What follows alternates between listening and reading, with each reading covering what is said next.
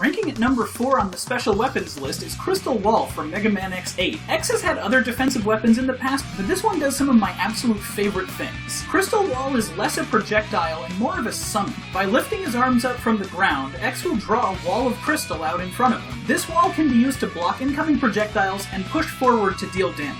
This on its own is a pretty cool concept for a defensive ability, since nothing else in the series so far has served as deployable cover. Rather than having fixed HP, the walls stay upright for a set time until they tip over and shatter. At base level, cool, but nothing overly special. What starts to make Crystal Wall an even more interesting ability is its overall utility. In the past, special weapons have been used to break into obviously walled off areas, such as Spin Wheel being used to open basically every secret in X2. Wall works more like a treasure hunt though, which makes searching and learning more intricate and rewarding in the long run. By charging up Crystal Wall, the formation will be larger and stronger. It will also pull out a healing item which can be really helpful in a tight situation. When released on specific spots in various levels, the crystal will pull buried treasure out from the ground. Who doesn't like secret treasures? Plus, there's an extra layer of theming here, since you get this weapon from Earthrock Trilobite, a mineral researcher. You're basically getting a treasure hunting weapon from an archaeologist. That's really cool to me. Some people may say that this is irritating, since there's a less visual way to tell where items might be hidden, but I like how it works in the context of a modern X game. Think about previous entries. Most of them were designed around faster, single sittings with much less total items to find. Visual tells for items in games like X2 are reasonable because of its format. In X8, though, there are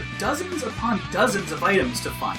And all of the vital ones, like the armor capsules, are found above ground through more traditional means. The items you hunt for are more geared towards creative hiding in a game with an outpouring of rewards for 3 entirely separate characters, making 100%ing the game that much more satisfying to shoot for. Plus, digging for treasures using navigators as search assistants gives me a huge Legends vibe, which is an extra plus. The other major thing I love about Crystal Wall is how it's used against the boss that's weak to it. When fighting against Gigavolt Manowar, you'll be dodging around a good amount to avoid contact damage, electricity, and jelly drones, all while on a tight flying platform with instant death on either side. This can get pretty overwhelming, which is made even worse when he begins using his overdrive attack, Thunder Dancer. Normally this attack will cover the arena in lightning strikes with little time or room to evade. How can you make this easier? Just turn Crystal Wall into a lightning rod. Sure, the wall will destroy the otherwise invulnerable jelly drones, and damage Manowar, but the counter functionality is such a cool defensive alternative to the situation that few,